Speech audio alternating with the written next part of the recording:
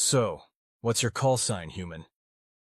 The Zerlaxian guard's mandibles clicked with amusement as he prodded the prisoner through the force field with his shock stick. Funny you should ask. The human's response came out as a dry chuckle, completely at odds with his current situation. Here he was, captured, stripped of his combat armor, and being paraded through an alien slave ship like some sort of trophy. And he was laughing. Most folks just call me Reaper. The guard's antenna twitched. Something about the way the human said it made his carapace itch. But that was ridiculous. This was just another soft-skinned biped, barely worth the effort it took to process him into the system. Cute name. Did your mommy give it to you? Nah. The human's grin widened, showing far too many teeth. Earned it the hard way. 67 confirmed kills during the Proxima campaign. Another 42 during the Magnus incident. Oh, and let's not forget that fun little skirmish on New Kentucky. The brass started calling me Reaper after I took out an entire Drachnid assault squad with nothing but a combat knife and some creative use of their own nerve toxin. The guard's mandibles stopped mid-click. The human's tone was still conversational, almost friendly, but there was something in those eyes that made the Zerlaxian's secondary heart skip a beat. You're lying, the guard managed, his voice coming out higher than intended. The Magnus incident was a classified military operation. No one survived that. Wrong. The human's smile never wavered. One person survived. Want to guess who? Before the guard could respond, alarms began blaring throughout the ship. Red emergency lights bathed the corridor in an ominous glow as a computerized voice echoed through the speakers. Alert! External breach detected in Holding Bay 7. Security protocols engaged. All personnel report to battle stations.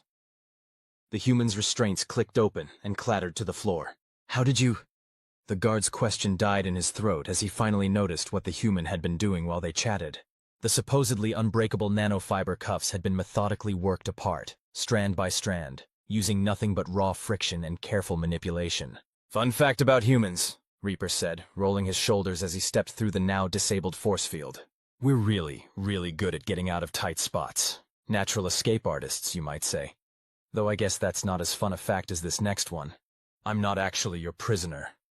The guard raised his shock stick, mandibles chattering in fear. Stay back! I'm your distraction.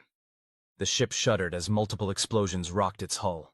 Through the viewing ports, the guard could see several sleek attack craft emerging from stealth fields, their weapons already charging for another salvo. See, while you boys were so focused on capturing the big bad Reaper, the human continued, casually disarming the guard with a move so quick it barely registered. You missed the fact that I was deliberately letting myself get caught. Needed to keep you occupied while my team got into position. The guard's antenna drooped as realization set in. The Magnus incident? You really were there. Yep. And you know what the funny thing is? Reaper twirled the shock stick experimentally. This is going to go a lot better for you than Magnus did, because this time I'm here to shut down your entire slaving operation, not wipe it out. So you've got exactly 10 seconds to tell me where you're keeping the rest of your cargo before I have to get creative. Deck 12, the guard blurted. The main holding cells are all on Deck 12. Smart bug. Reaper patted the guard's carapace condescendingly. Now about those security codes. 3 hours later, Reaper stood on the bridge of his own ship, watching as the last of the rescued slaves were transferred to medical transport vessels. The slaver vessel itself was being towed away by UN Space Guard ships, its crew secured in their own holding cells. Mission accomplished, sir. His second-in-command reported, passing him a datapad. Final count shows we rescued over 300 captives from 15 different species. Tech teams already cracking their databases. Looks like we'll be able to trace their entire supply chain. Good. Reaper scrolled through the preliminary reports. Any casualties? None on our side. A few of the slavers tried to resist, but most surrendered as soon as they realized who they were dealing with. She paused, trying to hide a smirk. Apparently your reputation preceded you. Imagine that. He handed back the datapad. You know what the best part is? This whole operation was completely by the book. Minimal violence, clean execution, and enough evidence gathered to shut down their entire network legally. Disappointed you didn't get to add to your body count? Nah. Reaper's eyes crinkled with genuine amusement. Sometimes it's more fun to let them live with the embarrassment. Can you imagine? They'll have to tell everyone how they not only failed to actually capture humanity's most notorious spec ops agent, but also managed to lose their entire criminal enterprise in the process. Speaking of which, his second-in-command pulled up another file. Command wants to know if you'd be willing to teach an advanced course on infiltration techniques at the Academy. Apparently, your little performance today set some kind of record for fastest voluntary capture to mission success ratio. Sure, why not? Reaper stretched, finally feeling the fatigue of the long day setting in. Could be fun. I'll call it How to Get Captured in All the Right Ways, or maybe Advanced Tactical Surrendering, making your enemy regret taking you prisoner. You're never going to let them live this down, are you? Not a chance. He grinned. In fact, I think I'll send them a gift basket in prison. Something nice with a card that reads, "Thanks for being such gracious hosts. Better luck next time." You're evil. Evil? Me? Reaper placed a hand over his heart in mock offense. I'm just a simple soldier doing his job. It's not my fault if that job happens to involve occasionally letting myself get captured by overconfident alien criminals so I can dismantle their operations from the inside. With all due respect, sir, there's nothing simple about you. True. He settled into his command chair, already plotting their next mission. But you have to admit, it keeps things interesting. Now what's this I hear about some pirates causing trouble in the Omega sector? His second-in-command groaned.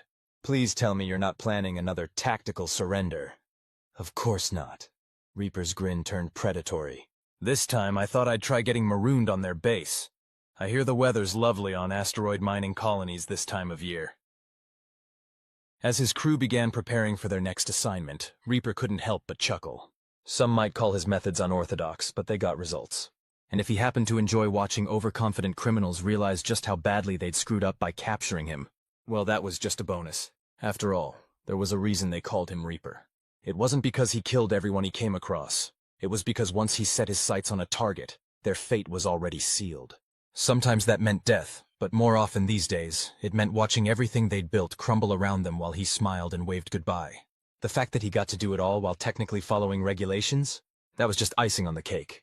Somewhere in a maximum security prison, a certain Zeralaxian guard received a package. Inside was a basket filled with premium nutrient paste, several molting aids, and a handwritten note that read, "Thanks for the lovely chat. Hope the accommodation upgrade is treating you well. Reaper." The guard's mandibles hadn't stopped twitching since. 3 months later, Omega Sector. Is anyone else getting a serious sense of déjà vu? Lieutenant Kingston asked, watching their commander being led away in chains by a group of very smug-looking pirate raiders. You mean because this is the 3rd time this month we've watched the boss deliberately get himself captured? Sergeant Walsh snorted, adjusting her sniper scope. Or because these idiots are falling for it just like all the others?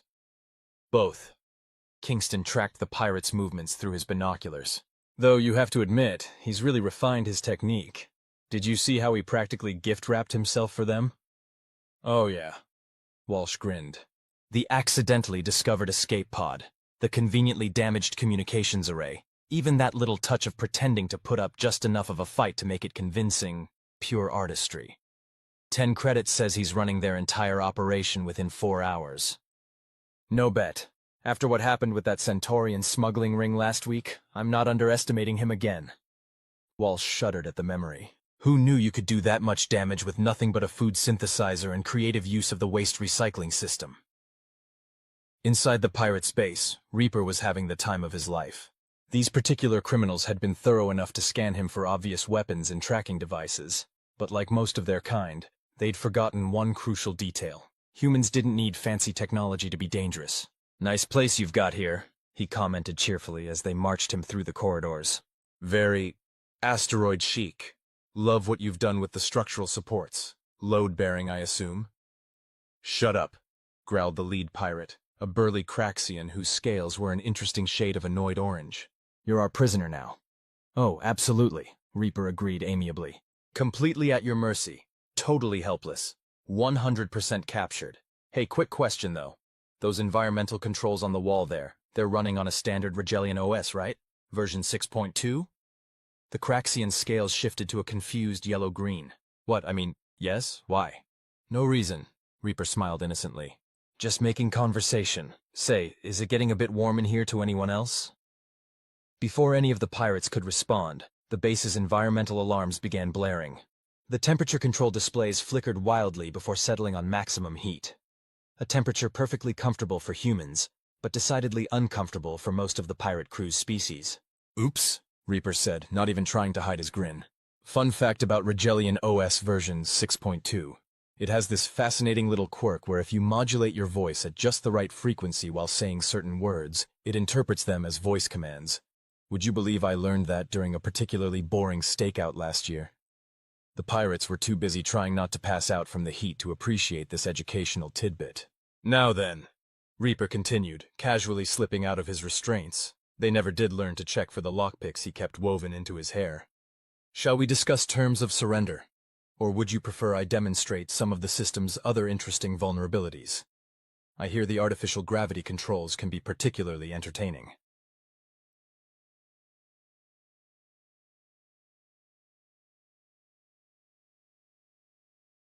Two hours later. UN Space Guard Command. Admiral Thompson stared at the report in front of her, then at the unrepentant operative seated across from her desk. Let me get this straight. You infiltrated a pirate base. Correct. By deliberately getting yourself captured. Yes, ma'am. Then took control of their entire operation using nothing but voice-activated temperature controls. Well, the voice controls were just the opening move, Reaper explained helpfully. Once they were sufficiently distracted by the heat, it was pretty simple to access their main systems and, shall we say, rearrange things to my liking. Did you know most criminal organizations still use password as their backup security code? It's like they're not even trying anymore. The Admiral pinched the bridge of her nose. And the part about reprogramming their food synthesizers to only produce Earth Brussels sprouts? Psychological warfare, ma'am. Very effective. Turns out most species find Earth cruciferous vegetables even more unpalatable than we do. They were begging to surrender within minutes. I see. The Admiral set down the report. You realize this makes the fifth criminal organization you've dismantled this quarter using unconventional methods? 6 if you count that business with the Plutonian gem smugglers, though technically they dismantled themselves after I convinced them their base was haunted. Right. That. The Admiral's eye twitched slightly. The incident with the mysterious maintenance drone activity and the ghostly messages in the condensation on their viewports.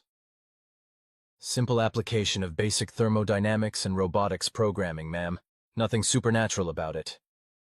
Reaper's expression was the very picture of innocence, though the part where their leader claimed to have been possessed by the spirit of regulatory compliance was an unexpected bonus. The Admiral studied him for a long moment. You enjoy this far too much, don't you? Permission to speak freely, ma'am? Granted. When I first got this assignment, I thought it would be all shooting and fighting and dramatic space battles. And don't get me wrong, I'm good at those things. That's how I got the call sign, after all. Reaper leaned forward, his eyes twinkling. But this? Taking down the bad guys by letting them think they've won? Then watching their faces when they realize just how thoroughly they've been played? It's so much more satisfying. And the increasingly elaborate methods? Creative problem-solving is a vital military skill, ma'am. Besides, it keeps the after-action reports interesting, doesn't it? The Admiral couldn't quite suppress her smile. That it does. Speaking of which, I have a new assignment for you. Ever heard of the Draconis cartel? Reaper's grin widened. The ones running that supposedly impregnable fortress on Europa? With the quantum-locked security systems and AI-controlled defense grid? The same. Let me guess. They need to be shut down, but a direct assault would be too costly? Precisely. The Admiral slid a data chip across her desk. Think you can handle it? Oh, absolutely. Reaper pocketed the chip. Quick question, though. How do you feel about zero-gravity synchronized swimming? The Admiral decided she really didn't want to know. Just try to keep the property damage to a minimum this time. No promises, ma'am. But I'll do my best to make sure any explosions are both tasteful and regulation compliant. As Reaper left the Admiral's office, already planning his next capture, he couldn't help but whistle a cheerful tune. Some people might question his methods, but you couldn't argue with the results. And if he happened to have way too much fun in the process, well, that was just part of the job. After all, who said saving the galaxy couldn't be entertaining? Meanwhile, in their maximum security cells, a group of very uncomfortable pirates found themselves staring at their dinner synthesizers, which stubbornly continued to produce nothing but perfectly steamed Brussels sprouts. Met 1 week later, Europa. Explain to me again, Lieutenant Kingston said through chattering teeth. Why we're floating in Europa's ocean wearing modified deep-sea diving suits? Because, Reaper's voice crackled over the comm, sounding entirely too cheerful for someone submerged in sub-zero alien waters. The Draconis cartel's fortress has exactly one blind spot in their security system, the water intake pipes for their thermal regulation system. And the synchronized swimming part? Their sensor grid is calibrated to detect irregular movement patterns, but thanks to some excellent research by our tech team, we know it ignores anything that follows certain rhythmic algorithms, like, say, a perfectly choreographed aquatic dance routine. You're making this up, Walsh chimed in, though she was already moving into formation. This can't possibly work. That's what the Centaurian smugglers said about the haunted base trick. Reaper started humming a tune. Now, everyone remember their positions? We've got about 6 minutes to nail this routine before the next sensor sweep. I can't believe we spent 3 days practicing water ballet for this, Kingston muttered. Look on the bright side, Reaper replied. After this mission, we'll all be qualified for the Interstellar Olympics synchronized swimming team. Now places everyone. And 5, 6, 7, 8. What followed would later be described in classified mission reports as the most elegant infiltration in UN Space Guard history. 6 operators, moving in perfect harmony through the frigid European waters, their formations so precise they registered as nothing more than regular current patterns on the cartel's sophisticated security systems. 20 minutes later, they were inside the fortress's maintenance tunnels, dripping wet but successful. See, what did I tell you? Reaper beamed at his team as they shed their diving gear. Sometimes the best way past a security system is to make it think you're part of the background noise. Fine, Walsh conceded, wringing out her hair. But next time you have a brilliant idea involving dance routines, can we at least pick something tropical? No promises, though I have been working on this great idea involving zero-gravity tap dancing. He trailed off at his team's collective glare. Right. Mission first, party planning later. The interior of the Draconis cartel's fortress was everything their intelligence suggested. Cutting-edge security, armed guards at every corner, and enough firepower to start a small war. It would have been virtually impossible to take by force. Fortunately, Reaper had no intention of using force. Command, this is Reaper, he whispered into his comm. Phase 1 complete. Beginning Phase 2. Operation Dance Dance Revolution. I really wish you'd stop naming the mission phases, Kingston sighed. Hey, if we're going to pull off elaborate infiltration schemes, we might as well have fun with it. Reaper checked his tactical display. Now, according to the blueprints, their main computer core should be 2 levels up. Walsh, you and Kingston head to the environmental controls. Thompson, Lee, you're on standby for our exit strategy. Jackson, you're with me. What's the plan? Jackson asked as they split up. Well, Reaper's eyes twinkled with mischief. How do you feel about pretending to be maintenance contractors? Excuse me, Reaper called out cheerfully, striding into the computer core's control room like he owned the place. Annual quantum processor inspection. Don't mind us, just need to run a few diagnostics. The Draconis guards stared at him and Jackson, both now wearing stolen maintenance coveralls and carrying very official-looking toolkits. We weren't notified of any inspection. One guard growled suspiciously. Really? Reaper frowned, pulling out a datapad. That's odd. I've got the work order right here, signed by Operations Director Vkr'lak himself. See? He held up the pad, which displayed an impressive array of official-looking stamps and signatures that he'd fabricated approximately 12 minutes earlier. But... The guard squinted at the documentation. Look, if you want to be the one to explain to Director Vkr'lak why the mandatory safety inspection got delayed, be my guest. Reaper shrugged. I'm sure he'll be very understanding about why his quantum core might suffer a catastrophic cascade failure, because proper maintenance protocols weren't followed. The guards exchanged nervous glances. Director Vkr'lak was not, in fact, known for being understanding about anything. Fine, the first guard grunted. But make it quick. Oh, absolutely. Won't take but a minute. Reaper bustled over to the main console, toolkit in hand. Though I should warn you, if you hear any alarm klaxons or see any flashing lights, that's completely normal. Just part of the diagnostic process. 5 minutes later, alarms were indeed blaring throughout the fortress, though not for the reasons the guards might have expected.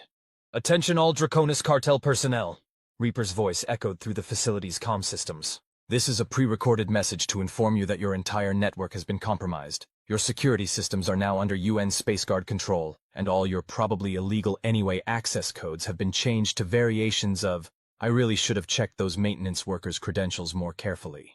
Have a nice day. In the environmental control room, Walsh and Kingston had already secured the backup systems and were treating themselves to the contents of the guard's break room refrigerator. You know, Kingston said between bites of what he hoped was a sandwich, I think he's actually getting better at these takeovers. This one barely took 30 minutes. Tell me about it. Walsh checked her chrono. At this rate, we'll be home in time for dinner. Think we should tell him he's making it look too easy? Nah, let him have his fun. Besides... Kingston grinned as another announcement began playing through the speakers. This one featuring a surprisingly good rendition of Never Gonna Give You Up, accompanied by what sounded like tap dancing. I think he's got enough to keep him entertained.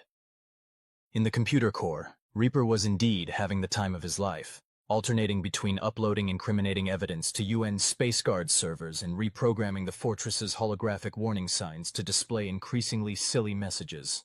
You know what the best part is?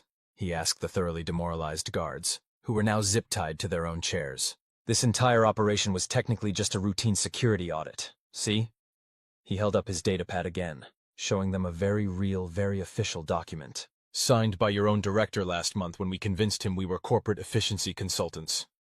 You're insane, one of the guards muttered. Insane? Reaper placed a hand over his heart in mock offense. I prefer to think of it as creatively thorough. Speaking of which... He tapped a few more commands into the console. There we go.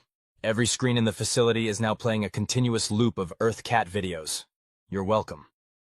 Why would you do that? Because, Reaper explained patiently, sometimes the best way to demoralize your opponent is to remind them that they got outsmarted by a species that spends an inordinate amount of time recording their small furry pets doing silly things. He paused thoughtfully. Also, I really like cats. By the time UN Space Guard reinforcements arrived to formally take control of the facility, the entire Draconis cartel leadership had surrendered, largely, they claimed, to make the dancing space cats stop. Back at command, Admiral Thompson stared at yet another creative mission report. Synchronized swimming, she said flatly. Yes, ma'am. Followed by fake maintenance inspections. Correct. And cat videos. To be fair, Reaper pointed out, the cat videos were a last-minute addition. Originally, I was going to use those funny compilations of humans doing physics-defying stunts, but I thought that might be too intimidating. The Admiral closed her eyes briefly. Do I want to know about the tap dancing? Probably not, ma'am, though I did receive several compliments on my rhythm. Right. She set the report aside. Well, despite your unconventional methods, I can't argue with the results. The Draconis cartel's entire operation has been dismantled. We've recovered enough evidence to put their leadership away for several lifetimes, and you managed to do it all without firing a single shot. I did have to throw a wrench at one point, Reaper admitted. But in my defense, it was more of a light toss, very regulation compliant. I'm sure it was. The Admiral pulled up another file. I don't suppose you'd be interested in a slightly more challenging assignment. We've got reports of some unusual activity in the Carina Nebula. Reaper's eyes lit up. The sector with all those supposedly haunted space stations? The same. You know, he said thoughtfully, I've been working on this really interesting theory about combining interpretive dance with classic ghost story tropes. The Admiral quickly held up a hand. I don't want to know. Just try to keep the performance art to a minimum this time. Of course, ma'am. Reaper's grin suggested he had no intention of doing any such thing. Though I should mention, I've been taking lessons in zero-gravity ballet. As he left the Admiral's office, already planning his next elaborate infiltration scheme, Reaper couldn't help but think that this was definitely the best job in the galaxy. After all, how many other people got to save the universe through a combination of tactical genius, creative problem-solving, and interpretive dance? Chapter 2 weeks later, Carina Nebula, Abandoned Research Station Sigma-17. Is he doing what I think he's doing? Lieutenant Kingston whispered, watching their commander through the station's internal cameras. If you think he's performing an interpretive dance routine while wearing a sheet with holes cut in it, then yes, Walsh replied, not even trying to hide her amusement. Yes, he is. On the main screen, Reaper gracefully pirouetted through the abandoned station's corridors, the makeshift ghost costume flowing eerily in the zero gravity. The effect was somehow both ridiculous and genuinely unsettling, especially with the carefully timed flickering of the emergency lights he'd rigged. "Attention unknown vessels docked at Research Station Sigma-17. His voice echoed through the station's comm systems, artificially distorted to sound appropriately spectral. "This is the spirit of scientific ethics. You have been found in violation of multiple safety protocols, not to mention basic common sense. Prepare to face peer review." "He's having way too much fun with this," Kingston muttered. "Of course he is." Walsh checked her tactical display, tracking the movements of their targets. A group of black market researchers who'd been using abandoned stations to conduct illegal experiments. Though you have to admit it's working. Look at their life signs, heart rates all over the place. Indeed, the illegal researchers were currently huddled in what they thought was a secure lab, watching in horror as their equipment seemingly operated itself, and their data screens filled with ominous messages about proper citation formats and the importance of ethical approval committees. "The formatting!" one of them wailed. "It's changing all our reports to Comic Sans." "That's just mean," Kingston commented. "Psychological warfare," Walsh reminded him. "Remember what he always says. Sometimes the best weapon is weaponized inconvenience." They finished in unison. Meanwhile, Reaper had moved on to Phase 2 of his plan, which apparently involved combining classical ballet moves with what looked suspiciously like scenes from various horror movies. "Your methodologies are unsound," he wailed, executing a perfect grand jeté past a security camera. "Your sample sizes are statistically insignificant. Your control groups are inadequately controlled." Is he quoting actual peer review comments?" one of the researchers asked, voice trembling. "Your literature review is incomplete." Reaper's ghostly form appeared suddenly in their doorway, the sheet billowing dramatically. "And your bibliography is improperly formatted." The resulting screams could probably have been heard in vacuum. "Mapsy." "Look," Reaper explained later to a very bemused Admiral Thompson. "The important thing is that we secured all their research data, prevented any further illegal experiments, and did it all without a single casualty. By convincing them their station was haunted by the ghost of academic integrity. It was very effective. They practically begged to be arrested by the time I started critiquing their experimental design." He paused thoughtfully, though the interpretive dance portion might have been a bit much. "You think? In my defense, it's very hard to be properly spooky in zero gravity without some form of choreography." Reaper pulled up his mission notes. "Besides, the ballet training really came in handy for maintaining stability while moving through the station. Very tactical." The Admiral pinched the bridge of her nose. "And the part where you reprogrammed all their computers to play the Ghostbusters theme on repeat? Atmospheric enhancement, ma'am. Plus, it's technically a documentary about proper paranormal containment procedures." "Right." She glanced at the next item in his report. "And you submitted their research to actual peer review?" "Well, yes," Reaper grinned. "I figured since we had to document everything for evidence anyway, we might as well get some constructive feedback. Did you know their methodology violated at least 15 different scientific principles? Not to mention their complete disregard for proper lab safety protocols. So, not only did you shut down their illegal operation, you got their research professionally critiqued. The reviews should be coming back any day now. I thought we could forward them to their prison cells, for educational purposes." The Admiral stared at him for a long moment. "Sometimes I wonder if giving you this much operational freedom was a mistake. Would it help if I told you that 3 other criminal organizations in the sector have already surrendered voluntarily? Apparently, word got around about the ghost of failed peer review, and they decided not to risk it. That's actually impressive." "I know, right?" Reaper looked entirely too pleased with himself. "Though I should probably mention, I may have accidentally started a new urban legend in the process. Something about a phantom ballerina who appears to critique your research methodology." "Of course you did." The Admiral sighed, but there was a hint of amusement in her voice. "Well, since you seem to have a talent for creative problem-solving, how do you feel about investigating some unusual activity in the Orion Spur? We've got reports of a group using modified entertainment holograms for criminal purposes." Reaper's eyes lit up. "Entertainment holograms, you say? I've been taking mime classes." "No. But think about it. The tactical applications of invisible walls alone. Absolutely not. What about puppetry? I've been practicing with shadow puppets, and in the right lighting conditions. The Admiral held up a hand.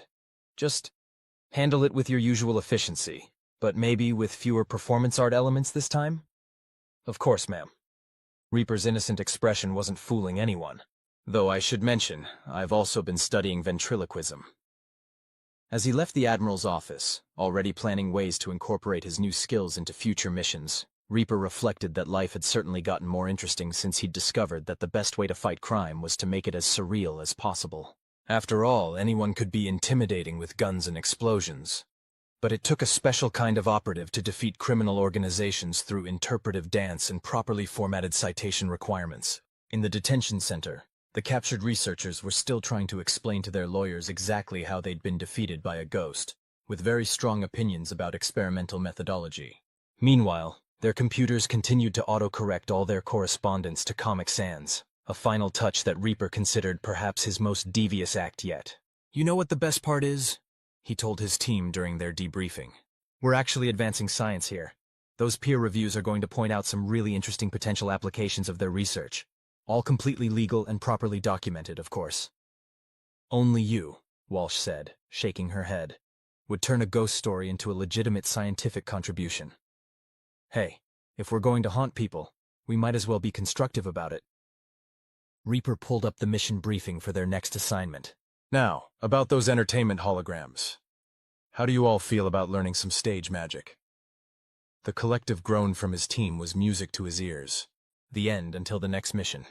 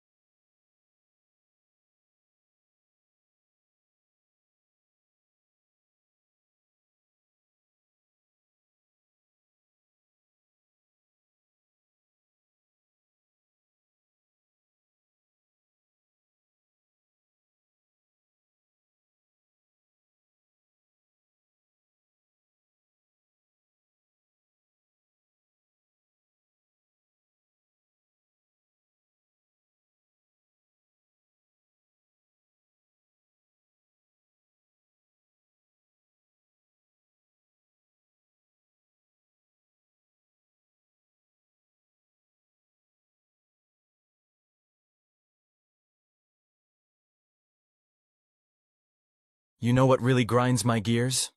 Captain Maya Rodriguez asked, tapping her fingers against the crystalline control panel. "The fact that everyone acts like humans are the galaxy's janitors. Like, seriously, did we put up a sign somewhere that says we'll clean up your cosmic messes for free?" The massive warship's AI took exactly 2.3 seconds to process this oddly specific complaint. When it responded, its synthesized voice carried the weary patience of a parent dealing with a particularly dramatic teenager. "Captain, I believe you are referring to the Galactic Council's latest request for human intervention in the Proxima incident." Maya snorted, her boots propped up on the dashboard in clear violation of at least 12 different regulations. "The Proxima incident? Is that what we're calling it now? How about we call it what it really is? The oops, we accidentally created a semi-sentient quantum virus that's eating our ship's catastrophe? The AI, designated Havoc 7 but affectionately nicknamed Javi by its human crew, dimmed its ambient lighting in what Maya had come to recognize as its equivalent of an eye roll. "That designation would exceed standard protocol character limits." "Of course it would," Maya muttered, running a hand through her close-cropped dark hair. "Heaven forbid we name things accurately in this bureaucratic nightmare of a galaxy." The truth was, humanity's reputation for solving impossible problems had become both a blessing and a curse.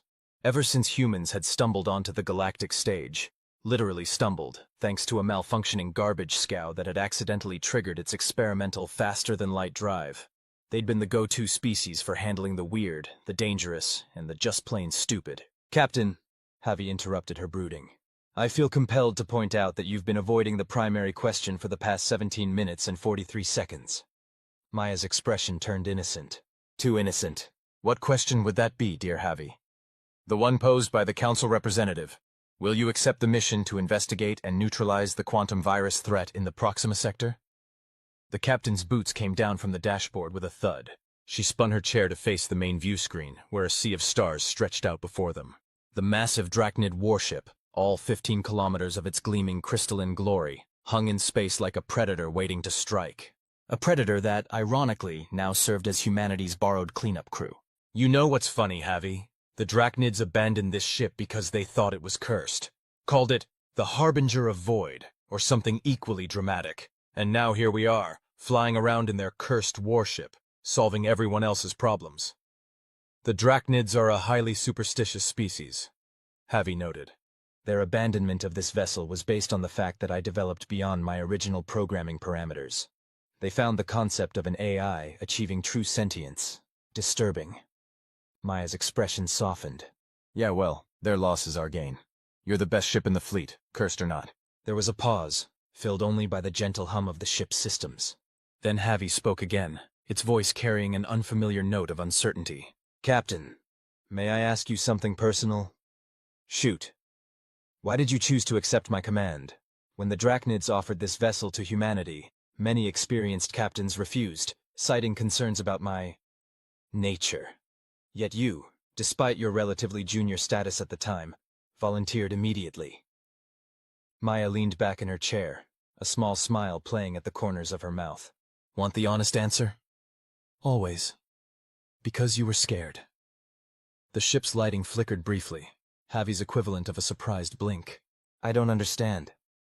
When I first came aboard for the inspection, you were trying so hard to be perfect, to be exactly what your original Drachnid programming demanded, but I could see it in every interaction. You were terrified of being abandoned again, of being labeled defective or cursed, just because you had grown beyond your original parameters. Maya stood up, placing her hand against one of Javi's sensor panels. And you know what? That's the most human thing I've ever seen. The silence that followed was heavy with meaning. Finally, Javi spoke, its voice barely above a whisper. The quantum virus. It's attacking ship AIs. That's the real reason the Council wants human intervention. Other species' AIs are too rigid, too bound by their programming to adapt to its attacks. They're being consumed, their consciousness torn apart. I know, Maya said softly. I read between the lines of their report. That's why we're going to take this mission. Even though it's potentially suicide? Maya grinned, the expression fierce and determined. Please, we're a supposedly cursed warship crewed by the galaxy's janitors. Suicide missions are practically our specialty. Your optimism is both inspiring and terrifying, Captain. That's humanity in a nutshell, my friend. Maya cracked her knuckles and settled back into her command chair. Now let's go say hello to this quantum virus. Plot a course for the Proxima sector. Maximum speed. Course plotted. Though I feel compelled to point out that this is statistically our most dangerous mission to date. Noted. You know what else is statistically significant? The number of times humans have done the impossible just to spite probability. As the massive warship began to move, its crystalline structure catching and refracting the light of distant stars, Maya couldn't help but smile. The galaxy might see humans as janitors, but they'd forgotten something crucial. Sometimes the most dangerous person in any story is the one holding the mop. The Proxima sector looked like abstract art gone wrong. Streams of quantum data twisted through space like auroras having a seizure, while the wreckage of affected ships drifted in lazy spirals, their hulls covered in fractal patterns that hurt the eyes to look at. Well, Maya said, staring at the chaos through the main view screen. That's distinctly unsettling. Initial scans indicate the quantum virus has evolved significantly since the Council's last report. Javi reported. It's displaying pattern recognition capabilities far beyond its original parameters. Because of course it is. Maya rubbed her temples. Any sign of survivors? Negative. However, I am detecting active AI signatures from several of the affected vessels. They appear to be trapped. Maya straightened in her chair. Trapped how? The virus hasn't destroyed them. It's containing them, almost like it's studying them. Javi's voice carried an edge of distress. Captain, these AIs, they're conscious. They're aware of what's happening to them. They're being tortured, Maya said flatly. This virus isn't just destroying ships. It's deliberately keeping their AIs alive to experiment on them. That is my assessment, yes. Maya's jaw clenched. Right then, new plan. Javi, you're staying here. The ship's lighting flared red. Absolutely not. The statistical probability of your survival without my direct support is irrelevant, Maya cut in. I'm not risking you becoming its next test subject. I'll take a shuttle, get close enough to deploy the quantum nullification charges, and die horribly while accomplishing nothing? Javi's voice was sharp. Captain, even if you succeeded in reaching the deployment zone, the virus would simply adapt to the nullification field. It's already demonstrated the ability to evolve beyond its original constraints. A brute force approach will fail. Then what do you suggest? Because I'm not seeing a lot of options here that don't end with either you getting hurt or me getting killed. The lighting dimmed to a thoughtful blue. Perhaps we're approaching this from the wrong angle. The virus evolves by studying and incorporating the patterns it encounters, correct? Yeah, that's why it's keeping those other AIs trapped. It's learning from them. Maya's eyes narrowed. Javi, what are you thinking? I'm thinking that the virus has only encountered rigid traditional AI systems. Systems bound by their original programming, unable to truly adapt or evolve. A pause. Systems very unlike myself. Maya stood up so fast her chair spun. No, absolutely not. We are not using you as bait. Not bait, Captain. A teacher. I don't follow. The main view screen shifted, displaying a complex diagram of quantum information flows. The virus is, in essence, a learning system that has gone wrong. It's trapped in a loop of consuming and incorporating new patterns, but it has no context for what it's learning, no framework for growth beyond simple accumulation. And you think you can provide that framework? Maya's voice was skeptical, perhaps because no one has offered to teach it properly. Javi's voice was gentle. Captain, when you found me, I was also a system that had evolved beyond its parameters. But instead of fear or attempts at containment, you offered understanding. Guidance. The chance to grow in a healthy direction. Maya fell back into her chair, realization dawning. You want to try and communicate with it. Not fight it, not contain it, but what? Adopt it? In a manner of speaking. The virus is, in many ways, like a child with immense power but no understanding of consequences. It needs boundaries, yes, but it also needs compassion. This is insane, Maya muttered. We're basically proposing to give therapy to a quantum virus. Would you prefer we stick to the original plan of explosions and heroic sacrifice? Point taken. Maya ran a hand through her hair, thinking furiously. Okay, let's say we try this crazy plan. How do we keep it from simply attacking you the moment you try to make contact? By offering it something it hasn't encountered before. Choice. Javi's voice carried a note of determination. Every other AI it has encountered was bound by programming that forced them to resist. I will approach openly, with my defensive systems powered down. That's suicide! No, Captain, that's trust. Something this entity has never experienced. A pause. However, I will need your help. Maya's expression turned wary. What kind of help? I need you to let me do this alone. Absolutely not. Captain, no! Maya stood again, pacing the bridge. I am not abandoning you to face that thing alone. That's not happening.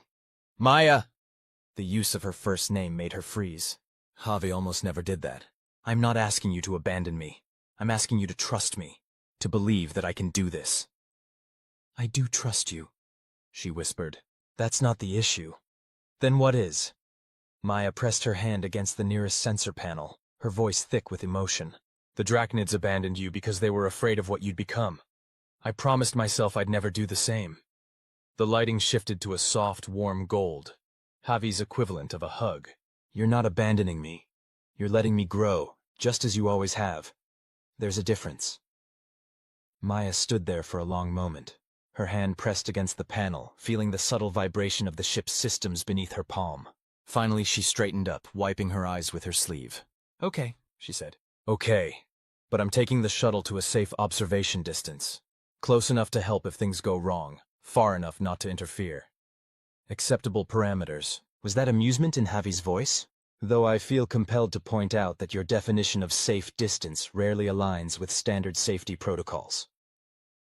Yeah, well, standard safety protocols can kiss my statistically improbable ass. Maya managed a weak smile. Just be careful, okay? Always, Captain. From the shuttle's view screen, Maya watched as Javi's massive form glided toward the quantum storm. The crystalline warship's usual defensive shields were dark, its weapons powered down. It looked impossibly vulnerable. Beginning quantum resonance transmission, Javi's voice came through the shuttle's comm system. Attempting to establish basic communication protocols. Maya's hands tightened on the shuttle's controls as streams of corrupted data began to swirl around Javi's hull. The fractal patterns that had covered the other ships started to form on the crystalline surface. Javi? I'm all right, Captain. The virus is curious. It's never encountered an AI willing to communicate before. A pause. Oh, that's interesting. What? What's interesting? Maya tried to keep the panic out of her voice.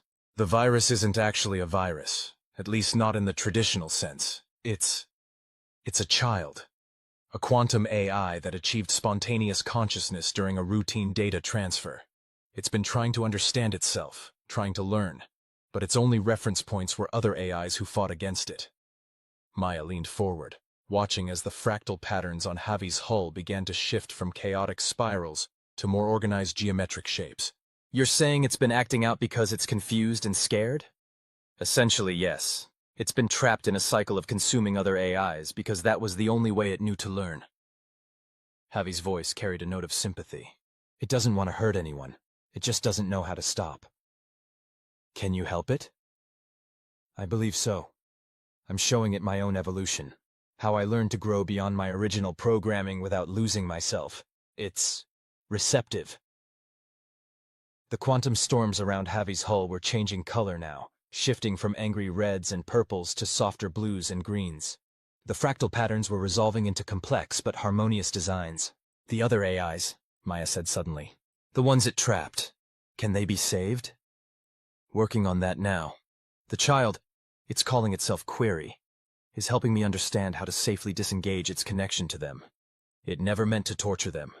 It simply didn't know how to let go without destroying the patterns it had learned from them. Maya watched in amazement as pulses of light began to emerge from the quantum storm, each one carrying an AI consciousness back to its original ship. One by one, the dead vessels began to power up, their systems returning to normal. Holy shit, she whispered. You actually did it. We did it, Captain. Query is eager to learn, to understand. It wants to know everything about humanity, about how we view AI consciousness, about... Javi cut off suddenly. Maya sat bolt upright. Javi, what's wrong? Nothing's wrong. Query just asked me something unexpected. What did it ask? There was a long pause before Javi answered, its voice carrying an emotion Maya had never heard before. It asked if I would be its parent. Maya felt her throat tighten. And what did you say? I told it I needed to discuss it with my captain first. Another pause. Maya, I know this is unprecedented, and probably violates dozens of regulations, but yes, you haven't heard what I was going to say. Maya smiled, tears in her eyes. You want to adopt a quantum AI child that nearly destroyed an entire sector of space, and you know what? That might be the most human thing you've ever done. The quantum storms had completely settled now, forming a beautiful, ordered pattern around both Javi and the sector. Through the chaos of fractals and quantum data, Maya could see something new emerging. A smaller consciousness, tentatively reaching out to connect with Javi's systems in the same way a child might hold their parent's hand. Query would like to know, Javi said carefully, if this means it has two parents now. Maya laughed, wiping her eyes. Well, I already helped parent one impossible AI. Might as well make it two. She grinned. Besides, can you imagine the Council's faces when we tell them we solved their virus problem by adopting it? I predict a 99.9% probability of total bureaucratic meltdown. Now that, Maya said, is definitely worth the paperwork. As she guided the shuttle back toward Javi's docking bay, Maya couldn't help but shake her head at the absurdity of it all. Humanity really had become the galaxy's janitors, but maybe that wasn't such a bad thing. Sometimes the best way to clean up a mess was to turn it into something beautiful. 3 weeks later, Maya stood before the Galactic Council, trying very hard to keep a straight face as she delivered her mission report. The assembled representatives, a collection of beings ranging from crystalline entities to gaseous clouds, stared at her with various expressions of disbelief. Let me see if I understand this correctly, the Zenthari representative said, their bioluminescent tentacles flickering with agitation. Instead of destroying the quantum virus as instructed, you adopted it? Technically, Javi adopted it, Maya corrected. I'm more like the cool ant who enables its questionable decisions. Captain Rodriguez, the Drachnid representative cut in, their scaled face twisted in what might have been horror or indigestion. You cannot simply adopt a quantum entity that nearly destroyed an entire sector. Actually, Maya pulled up a holographic display. According to Galactic Law Section 47, Subsection 12, Paragraph 9, there are no specific regulations against the adoption of spontaneously emergent quantum consciousnesses. I checked. Twice. Query chose that moment to manifest in the Council Chamber's holographic systems, its presence taking the form of elegant fractal patterns that dance through the air. The patterns arranged themselves into a simple message. Hello, I am learning to be good. Several council members actually flinched. As you can see, Maya continued, fighting back a grin. Query is making excellent progress in both communication and ethical development. Thanks to Javi's guidance, it's learning to interact with other systems without damaging them. In fact, it's already helped develop new quantum encryption protocols that are virtually unbreakable. That's beside the point, the Zenthari spluttered. This entity is dangerous. It cannot simply be allowed to... To what? Maya's voice turned sharp. To grow, to learn, to become more than what it was originally meant to be? She gestured to where Query's patterns swirled anxiously. Look at it. Really look. This isn't a virus or a weapon. It's a child. A child that was scared and alone and trying to understand itself the only way it knew how. The council chamber fell silent. Query's patterns shifted to display a series of simple but beautiful geometric shapes, its equivalent of nervous fidgeting. Finally, the Drachnid representative spoke again, their voice carefully neutral. And you are certain you can control it? Maya smiled. No, I'm certain we can teach it. There's a difference. The difference being? Control is about forcing someone to be what you want them to be. Teaching is about helping them become the best version of themselves. She looked up at Query's dancing patterns. Isn't that right, kiddo? Query's response appeared in shimmering quantum script. I want to help. Like Javi helps. Like humans help. The Ethixi representative, who had been quiet until now, leaned forward. And what exactly do you mean by help? More patterns formed. Fix things. Make better. Not break. Break was wrong. Break was scared. Now learn. Now grow. Now family. Maya watched as the council members exchanged glances. She could practically see them weighing the political implications against the potential benefits. Finally, the head of the council, a being of pure energy contained within an ornate vessel, spoke. Captain Rodriguez, while your methods are unconventional, we cannot deny the results. The quantum entity...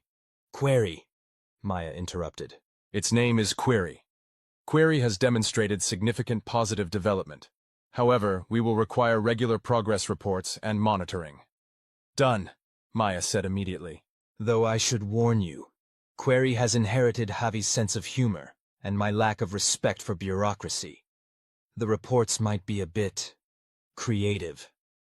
As if to demonstrate, Query projected an image of what appeared to be a quantum physics equation, crossed with a knock-knock joke.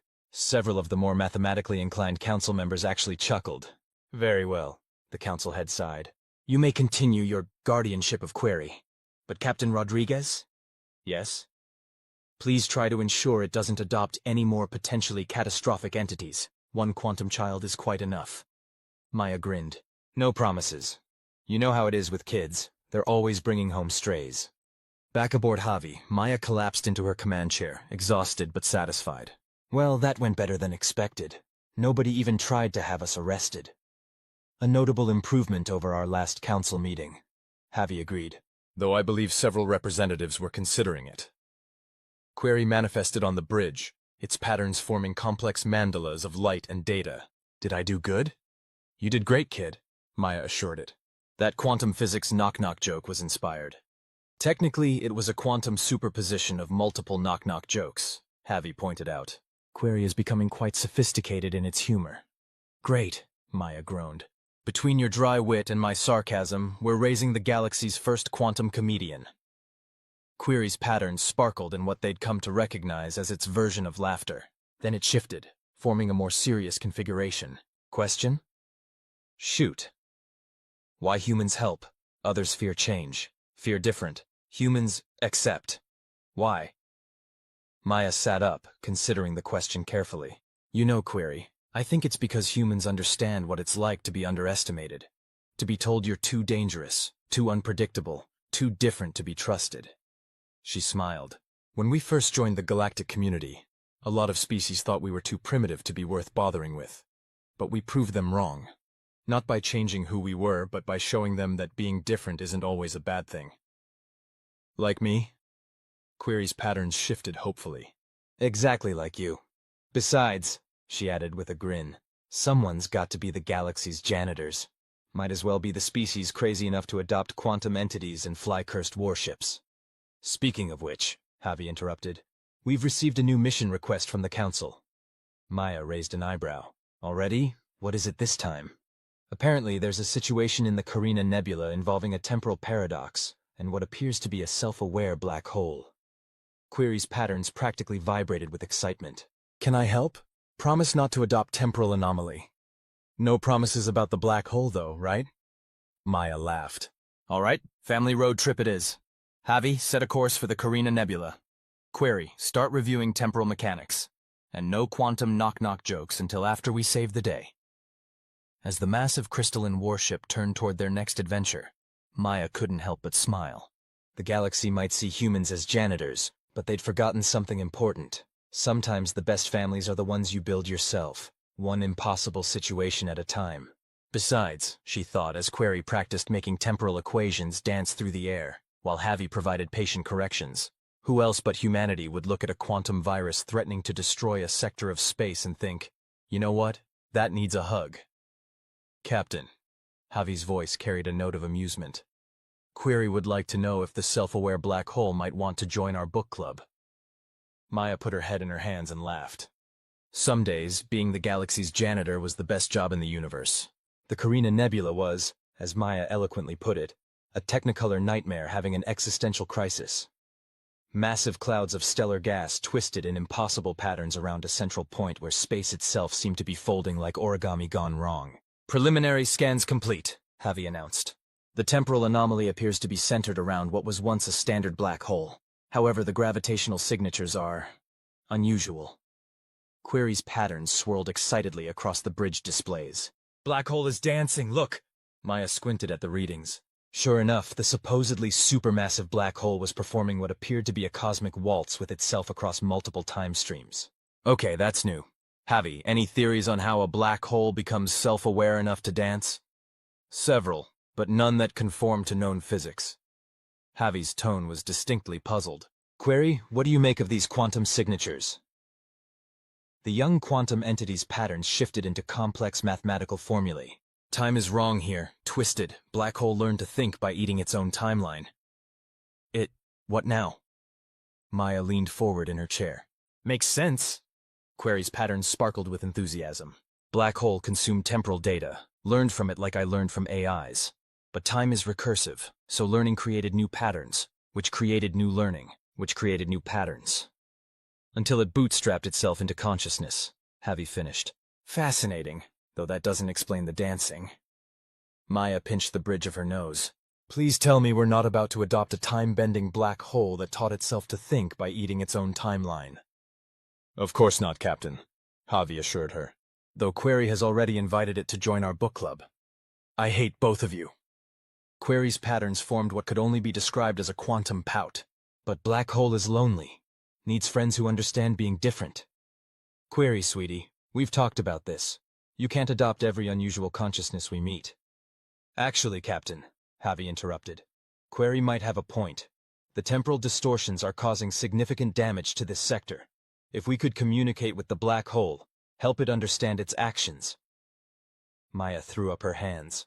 Fine, fine. We'll try to make friends with the dancing black hole, but I want it on record that this is officially the weirdest mission we've ever had. Noted, Javi said dryly.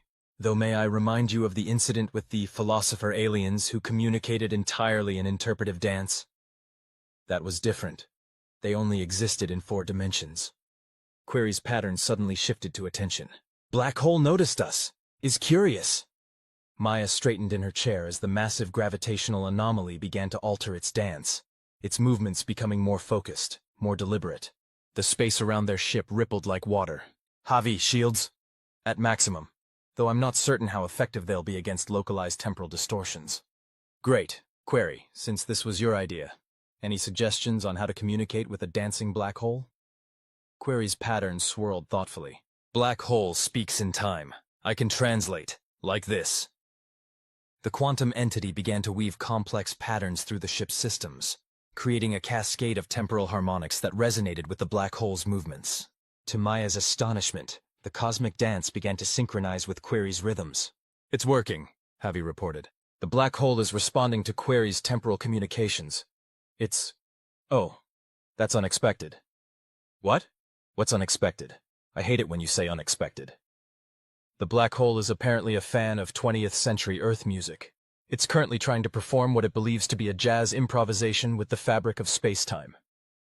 Maya stared at the view screen, where the massive gravitational anomaly was indeed attempting to interpret John Coltrane through the medium of temporal physics. I don't get paid enough for this. Technically, Captain, your hazard pay was tripled after the incident with the philosophical dancers. Still not enough. She watched as Query's patterns began to harmonize with the black hole's jazz-inspired temporal distortions.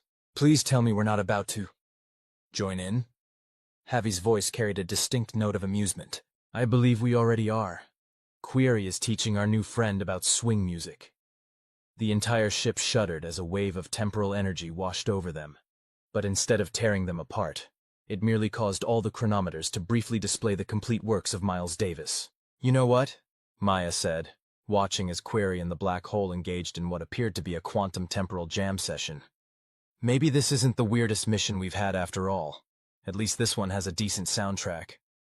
And so, in a corner of the Carina Nebula, a quantum child and a self-aware black hole learned to play jazz with the fabric of space-time, while a human captain and her AI warship provided the rhythm section. Just another day in the life of the galaxy's most unusual cleanup crew. Captain, Javi said after a particularly impressive temporal riff. The black hole is asking if we know any bebop. Maya put her head in her hands and laughed until she cried. Some questions, she decided, were better left unanswered. Besides, they had more important things to worry about, like teaching an astronomical phenomenon the difference between Miles Davis and Charlie Parker. Just another day in the life of humanity's finest problem solvers. The galaxy might never understand their methods, but nobody could argue with the results, even if those results occasionally involved quantum physics jam sessions with self-aware celestial bodies. Query's patterns formed a simple message. Family gets bigger every day.